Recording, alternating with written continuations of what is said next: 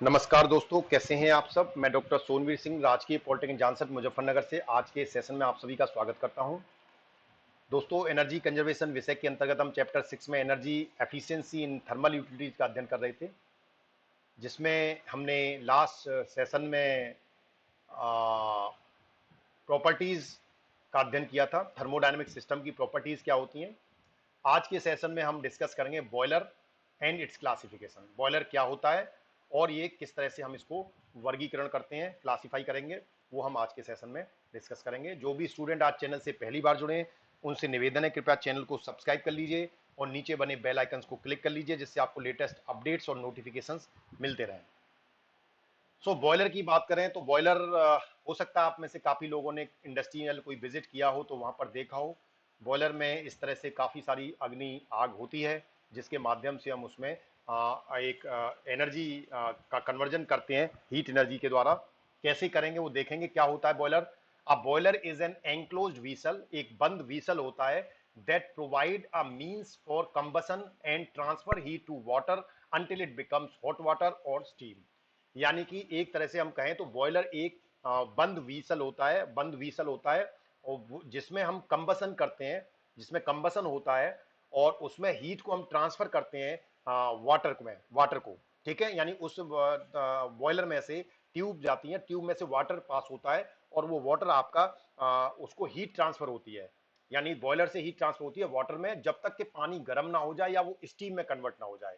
यानी ये डिपेंड करता है कि हम उस वाटर को गर्म करना चाह रहे हैं या उसकी स्टीम में कन्वर्ट करना चाह रहे हैं, अकॉर्डिंगली वो काम करता है। The function of a boiler is to either produce hot water और स्टीम। यानी फंक्शन, जो मेन बॉयलर का फंक्शन होता है, या तो गर्म पानी प्रोड्यूस करना या स्टीम प्रोड्यूस करना। दोनों में से कोई एक चीज, जैसा हमें जरूरत होती है वैसा हम इसे प्रोड्यूस करते हैं।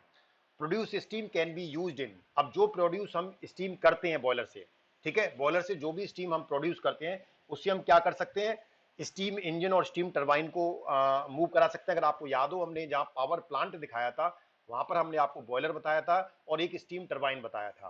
क्योंकि तो बॉयलर से हम स्टीम में कन्वर्ट करते हैं पानी को और उस स्टीम से हम बॉयलर को रोटेट करते हैं, उससे एक ऑल्टरनेटर कनेक्ट होता है जिससे हम बिजली बनाते हैं।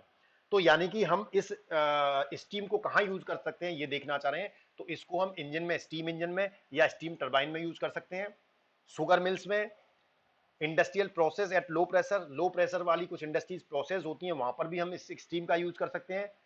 For generating hot water which is use heating installation eight low pressure, गर्म पानी जनरेट करने के लिए, गर्म पानी करने के लिए हम इसको यूज कर सकते हैं, जिसका कि हम लो प्रेशर पर इंस्टॉलेशन, हीटिंग इंस्टॉलेशन में यूज करते हैं। For building heating, building heating में कर सकते हैं। तो there lot of the applications in the industries by which we are using the steam. जहां हम स्टीम यूज करते हैं इंडस्ट्री में, बहुत सारी एप्लीकेशंस ऐसी होती हैं। Now we comes on the classifications of boiler. Boiler का अगर हम वर्गीकरण देखें तो बॉयलर को हम कई तरह से क्लासिफाई कर सकते हैं। अकॉर्डिंग टू, सबसे पहला था according to the content in the tubes. ठीक है, यानी जो बॉयलर के अंदर ट्यूब्स होती हैं, उन ट्यूब के अंदर क्या है उसके अकॉर्डिंग हम बॉयलर को क्लासिफाई करते हैं। जैसे फायर ट्यूब बॉयलर, अगर ट्यूब के अंदर अग्नि है तो फायर ट्यूब बॉयलर। कंटेंट अगर ट्यूब का फायर है तो फायर ट्यूब बॉयलर कहलाएगा।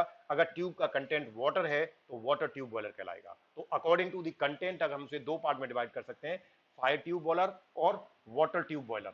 फाइन। दूसरा है according to the position of the furnace. Furnace की पोजीशन के आधार पर भी हम बॉयलर को क्लासिफाई कर सकते हैं, जिसमें हम कह सकते हैं एक्सटर्नल फायर्ड बॉयलर, यानी बाहरी तरफ, बाहर बाहर से हम अगर फायर करें उसको, अग्नि दें बॉयलर को, और दूसरा इंटरनली फायर्ड बॉयलर। ठीक है, या हम उसे बाहर से फायर्ड करें या उसे अंदर से फायर करें, उसके अकॉर्डिंग एक्सटर्नली फायर्ड और इंटरनली फायर्ड बॉयलर कहलाते हैं। तीसरा जो बॉयलर क्लासिफाई हो सकता है according to axis of shell. जो शेल की एक्सिस है वो किस तरह की है।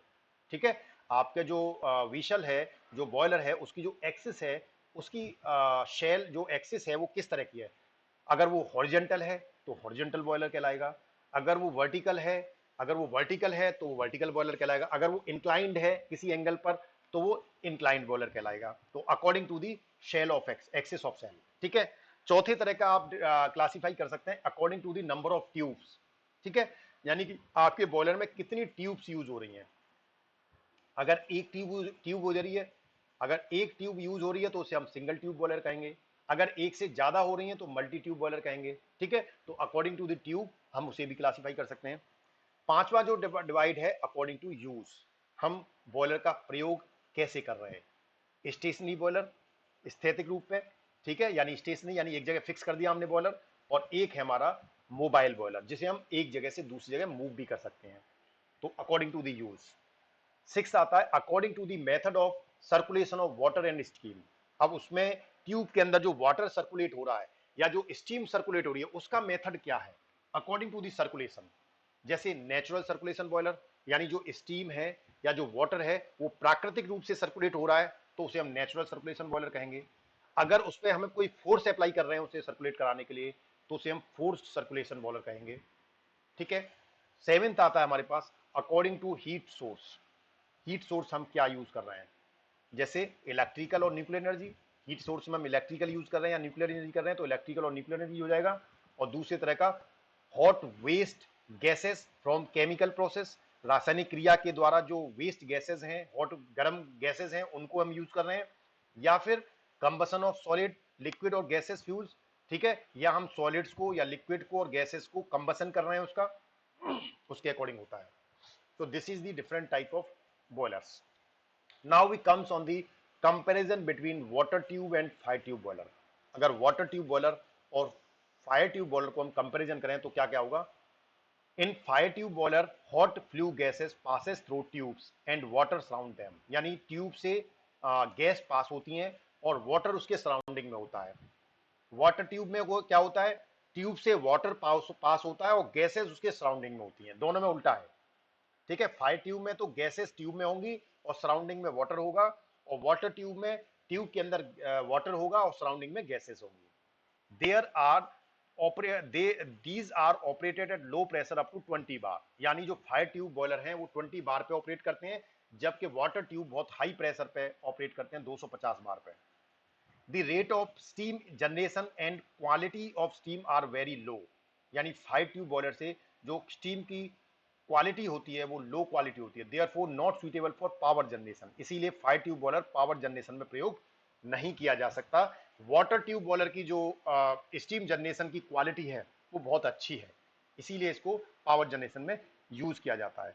Load fluctuations can not be handled, fire tube में लोड फ्लक्चुएशन हैंडल नहीं किया जा सकता। अगर अचानक से लोड बढ़ जाए तो वो इस बॉयलर के माध्यम से उसे कंट्रोल हैंडल नहीं किया जा सकता, लेकिन वाटर ट्यूब बॉयलर के माध्यम से लोड फ्लक्चुएशन को आसानी से हैंडल किया जा सकता है। इसीलिए पावर जनरेशन में इसको ज्यादा प्रीफर किया जाता है कि इसमें लोड फ्लक्चुएशन भी होता है तो भी हम हैंडल कर लेते हैं।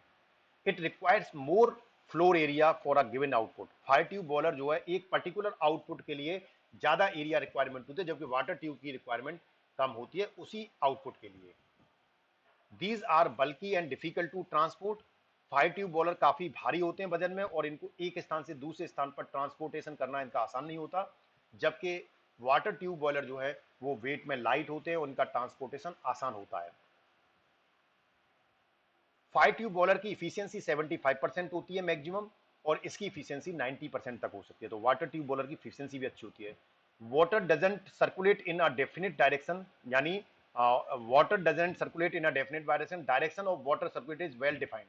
इसमें जो पानी है वो एक वेल डिफाइंड डायरेक्शन में सर्कुलेट होता है क्योंकि वो ट्यूब के अंदर सर्कुलेट हो रहा है, इसलिए उसकी डायरेक्शन डिफाइंड है। लेकिन फायर ट्यूब में गैस ट्यूब के अंदर है और पानी बाहर है तो उसकी डायरेक्शन जो है वो वेल डिफाइंड नहीं है।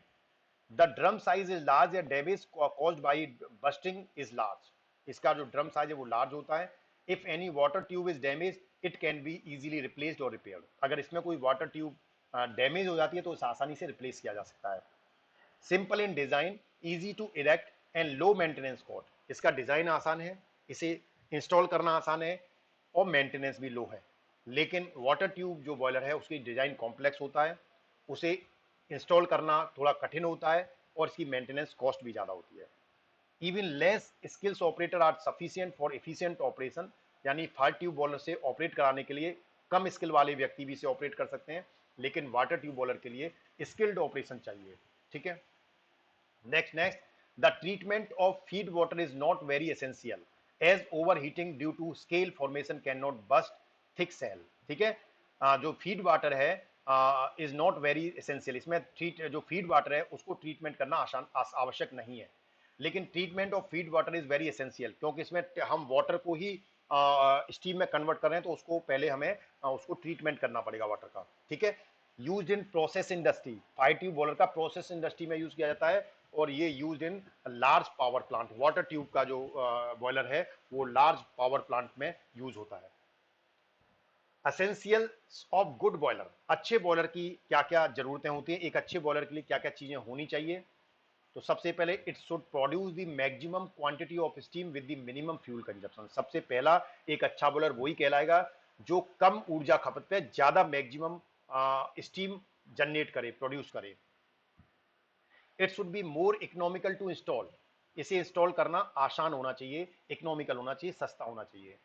It should be rapid to meet the fluctuations of load, यानी ये अगर लोड में कोई फ्लक्चुएशन होता है तो उसको हैंडल कर पाए, यानी बॉयलर ऐसा होना चाहिए जो फ्लक्चुएशन, लोड में अगर कोई फ्लक्चुएशन है तो उसको हैंडल कर पाए वो।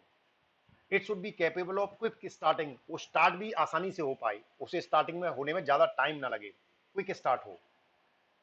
फिफ्थ क्या है, it should occupy a small floor space, floor area कम आवश्यकता हो, ठीक है, कम स्पेस ले, साइज यानी छोटा होना चाहिए। The tube should not be accumulated suit और वाटर डिपॉजिट्स, यानी जो ट्यूब्स हैं वो वाटर डिपॉजिट और सूट्स एक्यूमुलेट, सूट्स और वाटर डिपॉजिट एक्यूमुलेट नहीं करनी चाहिए। It should B reliable, reliable होना चाहिए। It should B light weight, इसका वेट कम होना चाहिए। इट्स पार्ट और component transportation should be easier, यानी इसको एक जगह से दूसरी जगह पर शिफ्ट करना आसान हो, ट्रांसपोर्टेशन आसान हो। It should comply all the safety reasons, यानी जो भी सेफ्टी रीजंस फीचर्स हैं वो सारे इसमें रहने चाहिए, सेफ्टी मेजर सारे इसमें हो, स्टैंडर्ड इसमें मेजर हो सारे standard. It's tube must be strong enough, इसकी जो ट्यूब्स हैं वो स्ट्रॉन्ग होनी चाहिए। Easy maintenance should be accessible, maintenance easy हो, आसानी से एक्सेस किया जा सके। The water and flue gases circuits should be designed to allow a minimum friction losses, ठीक है, यानी वाटर और जो फ्लू गैसेस का जो सर्किट है वो ऐसा डिजाइन होना चाहिए जिससे जो फ्लू गैसेस है उनमें कम से कम फ्रिक्शन लॉस हो। The refractory material should be reduce to a minimum but it should be sufficient to secure easy ignition and smokeless combustion of the fuel on reduced load, ठीक है। अगर load कम हो जाता है तो उसमें जो कंबसन है वो इस तरीके से हो कि उसमें स्मोक्स और जो धुआं निकलता है वो कम से कम निकले, ठीक है, और वो कम मतलब उनमें होना चाहिए जिस समय अब आपका लोड कम हो जाता है, तो ये उसमें क्वालिटी होनी चाहिए। सिलेक्शन ऑफ स्टीम बॉयलर, हम स्टीम बॉयलर का चुनाव कैसे करेंगे कि हमें कौन सा स्टीम बॉयलर यूज करना चाहिए। तो सबसे पहले तो अवेलेबिलिटी ऑफ फ्लोर एरिया, जहां पर भी आपको स्टीम बॉयलर लगाना है उस जगह पर कितना स्पेस आपके पास अवेलेबल है, उस स्पेस के अकॉर्डिंग आपको बॉयलर का साइज देखना पड़ेगा, कौन सा बॉयलर वहां फिट हो सकता है। तो पहले तो availability of floor area. Operating and maintenance cost, आपके पास मेंटेनेंस के लिए कितना पैसा है, मेंटेनेंस कॉस्ट कितना बियर कर सकते हैं आप, ऑपरेटिंग और मेंटेनेंस कॉस्ट उसकी, उसके अकॉर्डिंग आपको चूज करना चाहिए। प्रोबेबल लोड फैक्टर, उसके लोड फैक्टर के अकॉर्डिंग आपको चुनाव करना चाहिए। Probably permanency of station, station की परमानेंसी के आधार पर कि आपका स्टेशन किस तरह का है, कितना परमानेंट है या चेंज हो सकता है, उसके अकॉर्डिंग देखना चाहिए। Initial cost and facility available for erection, उसकी शुरुआती कीमत कितनी है और उसको इंस्टॉल करने के लिए कौन कौन सी फैसिलिटीज अवेलेबल हैं, इसका भी हमें एनालिसिस करना चाहिए। Geographical location of your power plant, आप पावर प्लांट जहां पर भी आप अपना बॉयलर लगाना चाह रहे हैं उसकी ज्योग्राफिकल लोकेशन क्या है। Ease in repair clean and inspection, उसको रिपेयर करना, उसको साफ करने के लिए, उसको इंस्पेक्ट करने के लिए वहां पहुंच आसान हो, ठीक है। Rate of steam generation, steam generate करने की जो रेट है, दर है, वो ज़्यादा हो, वो किस तरह की चाहिए आपको। Working pressure and the quality of steam required, आपको किस तरह का वर्किंग प्रेशर चाहिए और स्टीम की क्वालिटी कैसी चाहिए। वेदर वेट और ड्राई, सेचुरेटेड और सुपर हीटेड स्टीम, यानी आपको हीट जो स्टीम है वेट चाहिए या ड्राई स्टीम चाहिए या सेचुरेटेड चाहिए, सुपर हीटेड स्टीम चाहिए, उसके अकॉर्डिंग आपको इसका चुनाव करना पड़ेगा। Availability of fuel and water, ठीक है, ईंधन और पानी की उपलब्धता कैसी है उसके आधार पे आपको चुनाव करना चाहिए। So these are the different selection of the boiler. So thank you very much, thanks your patience, thanks for your patience. जो भी स्टूडेंट आज चैनल से पहली बार जुड़े हैं उनसे निवेदन है कृपया चैनल को सब्सक्राइब कर लीजिए और नीचे बने बेल आइकन को क्लिक कर लीजिए जिससे आपको लेटेस्ट अपडेट्स और नोटिफिकेशंस मिलते रहें। धन्यवाद।